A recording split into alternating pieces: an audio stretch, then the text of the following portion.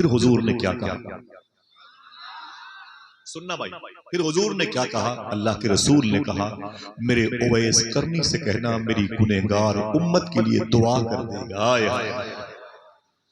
اللہ اللہ اللہ۔ پیر نے کبھی مریدوں سے نہیں کہا، امام نے مقتدیوں سے نہیں کہا، استاذ نے شاگردوں سے نہیں کہا، لیکن حضور کا مشفقانہ انداز دیکھیے۔ میرے آقا فرماتے میرے اویس کرنی سے کہنا کہ میری امت کے لیے دعا کر۔ عمر فاروق اعظم اور مولا علی حضور کا جبہ لے کر قرن گئے اویس کرنی کے پاس۔ جب گئے نا، سنیں ہمارے ہاں گھوڑے گاڑی سے لوگ پہچانتے ہیں، وہ بلڈنگ فلاں صاحب کی ہے، وہ جو گاڑی ہے نا انہی کی ہے، وہ ٹائل سے موزیک اٹالین سامان کے ماربل لگے ہوئے ہیں، وہ انہی کا گھر ہے۔ جب لوگ گئے دونوں اویس کرنی کو ڈھونڈنے کے لیے نا، تو لوگوں سے پوچھا اس قصبے میں کہ یہاں اویس کرنی کوئی رہتا ہے؟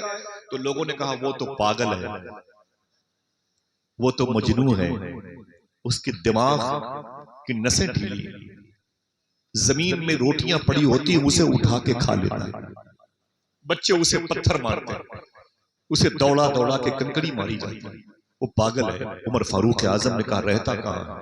لوگوں نے کہا اس چھپر میں چرواہوں کے پاس رہتا ہے۔ جب یہ دونوں بزرگ گئے تو اویس کرنی سامنے آ گیا، تو عمر فاروق اعظم نے سلام کیا، کہا آپ کا نام کیا ہے؟ تو اویس کرنی رونے لگے، بولے میرا نام کیا ہے، میرا نام کیا ہے، نام تو پیدا کرنے والے کا ہی ہے، میری کیا اوقات ہے؟ تو مولا علی فرماتے تمہاری ماں نے تمہارا کیا نام رکھا؟ تو اویس کرنی نے کہا اگر میرا ایمان پر خاتمہ ہو گیا تو یقین کر لو کہ میرا نام اویس کرنی ہے، ورنہ نام سے کیا ہوگا؟ اسٹیکر بدلے جا رہے ہیں گھروں کے دروازوں پر، I S I P S I G D I G فلاں فلاں فلاں، قبر کی مٹی سب کھا ڈالتی۔ اویس کرنی نے کیا کہا سمجھ لیا؟ تو جناب عمر فاروق اعظم نے کہا اپنا ہاتھ آگے بڑھایا تو ایک نشانی تھی حضور نے بتائی تھی۔ عمر فاروق اعظم اور مولا علی نے جیسے قریب کھڑے ہوئے نا حضور کا جبہ لے کے، اویس کرنی نے کیا کہا بتاؤں؟ دیکھنا کتنے لوگ سبحان اللہ کہتے ہیں۔ فرمایا کہ آپ لوگ کون ہیں؟ آپ دونوں کے جسم سے حضور کے شہر کی خوشبو آ رہی ہے، آپ کے جسم سے نبی کے شہر کی خوشبو آ رہی ہے۔ فرمایا میں عمر ہوں اور یہ علی ہے۔ بولے خیریت، میرے آقا کیسے؟ تو کہا گیا کہ حضور کا انتقال ہو گیا۔ جناب اویس کرنی رونے لگے، روتے رہے۔ عمر فاروق اعظم نے کہا کہ اے اویس کرنی، اللہ کے رسول نے تجھے انتقال سے پہلے سلام بھیجا اور کہا ہے کہ میری امت کی مغفرت کی دعا کر دے۔ سرکار اویس کرنی بہت روئے، حضور کے جبہ شریف کو کہا یہ جبہ حضور نے آپ کو دیا۔ جناب اویس کرنی نے حضور کا جبہ شریف پہن لیا اور پہن کر کے پھٹی ہوئی چٹائی بچھائی، 2 رکعت نماز پڑھی اور نماز پڑھ کے بیٹھ گئے۔ بولے اے میرے مولا تیرے حبیب نے کہا ہے کہ میری امت کی مغفرت کی دعا کر دے گا۔ اے میرے مولا اپنا ہاتھ اٹھا کے کہتا ہوں تجھ سے اس جبے کے واسطہ اپنے حبیب کی امت کو بخش دے، اس جبے کے تانے بانے کا واسطہ اپنے حبیب کی امت کو بخش دے، اس جبے کے ایک ایک دھاگے کا واسطہ اپنے حبیب کی امت کو بخش دے۔ اے میرے مولا اس جبے سے نبی کے پسینے کی خوشبو آ رہی ہے، ان دھاگوں نے حضور کے جسم کا بوسہ دیا، حضور کی انگلیوں کو بوسہ دیا۔ اے میرے مولا اس کے صدقے میں اپنے حبیب کی امت کو بخش دے، اپنے حبیب کی امت کو بخش دے۔ اگر دل کہے تو بولنا سبحان اللہ۔ آواز آئی اے اویس کرنی، اپنے حبیب کے جبے کے صدقے میں آج میں تیری دعا قبول کرتا ہوں، جا۔ تفریح الخاطر میں لکھا ہوا ہے میں نے اپنے حبیب کی آدھی امت کی بخشش فرما دی ہے۔ کتنی امت کی؟ آواز کمزور ہے۔ آدھی امت کی لالچ بڑھ گئی جناب اویس کرنی کی۔ بولے میرے مولا وہ جو آدھی بچی ہے اس کو بھی بخش دی۔ کیا بات ہے سبحان اللہ۔ ذرا پیچھے مڑ کے دیکھیں لوگ کھڑے ہیں، یہ حضور کی مجلس کا عشق ہے، ماں کے دودھ کا حق ادا کر رہے ہیں۔ ذرا پورا مجمع اپنے دونوں ہاتھوں کو اٹھا کے بولے لبیک یا غوث اعظم۔ جگہ نہیں ہے، میں اپنے بھائیوں سے معافی چاہتا ہوں، یہ محبتیں ہیں اوس میں شبنم میں ماں بہنیں بھی یہاں وہاں بیٹھ کے سن رہی ہیں، اللہ سب کی حاضری قبول فرمائے۔ سنیں آپ میری بات، اسے یاد رکھنے بتائیں گے بہن بیٹیوں کو انشاءاللہ، بولے بتائیں گے۔ معلوم ہے جناب اویس کرنی نے کیا کہا؟ اے میرے مولا وہ جو آدھی بچی ہے توجہ ہے؟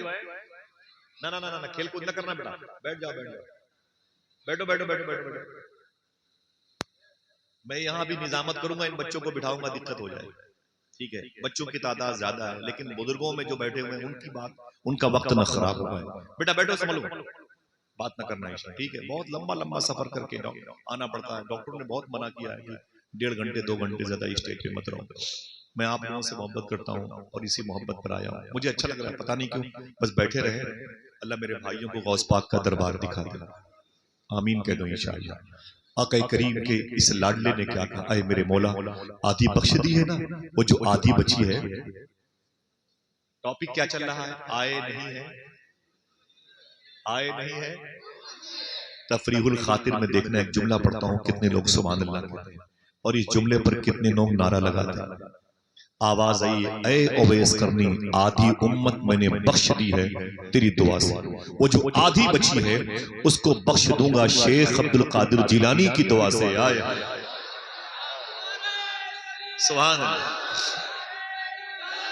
یہ شیخ کا لفظ میں نے استعمال کیا ہے۔ سبحان اللہ، کیا مطلب؟ آئے نہیں ہے، اونچی بولو، آئے نہیں ہے، وہ جو آدھی بچی ہے نا اس کو عبد القادر جیلانی کی دعا سے۔ ابھی غوث پاک آئے نہیں ہے، دھوم مچی ہوئی ہے۔ اللہ اکبر۔ آپ کیا سمجھتے ہو؟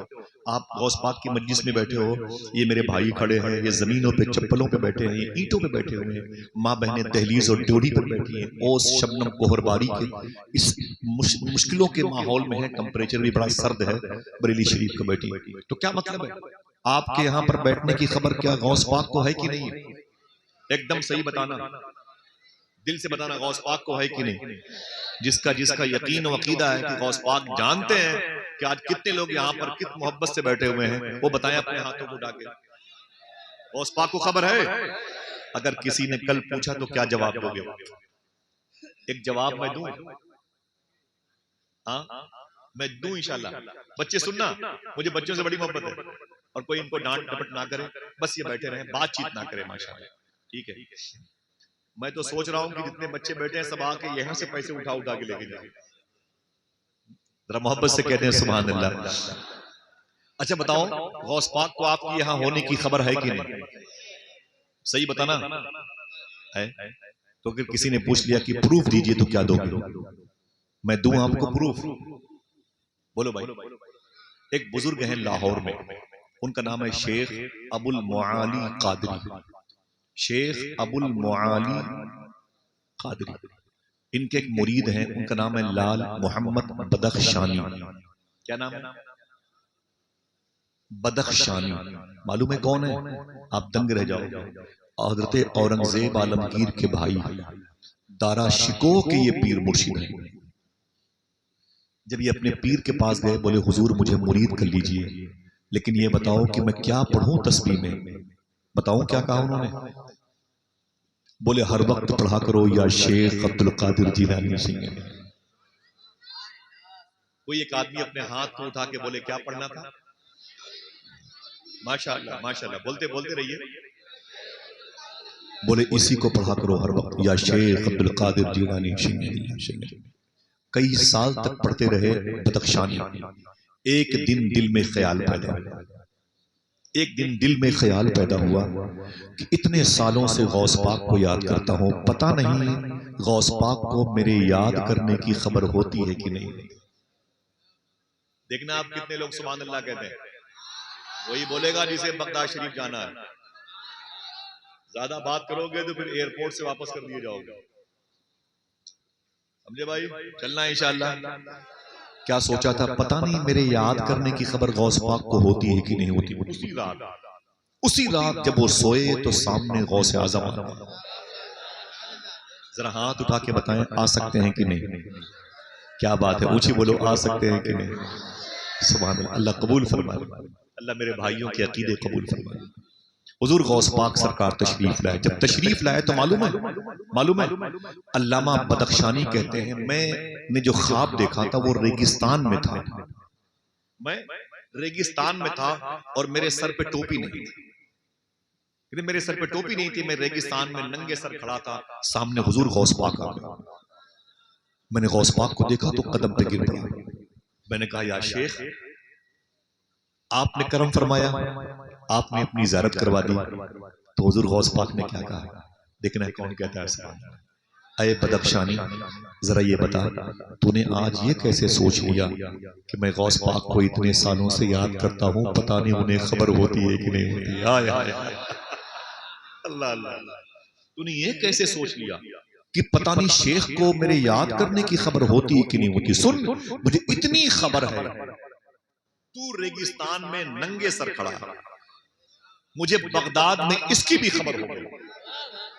اگر بولنے کا وعدہ کرے سبحان اللہ بتاؤں, پھر معلوم کیا کہا غوث پاک نے, اے بدخشانی سن تو ننگے سر کھڑا ہے ریگستان میں, اسی لیے بغداد شریف سے تیرے لیے امامہ شریف لایا.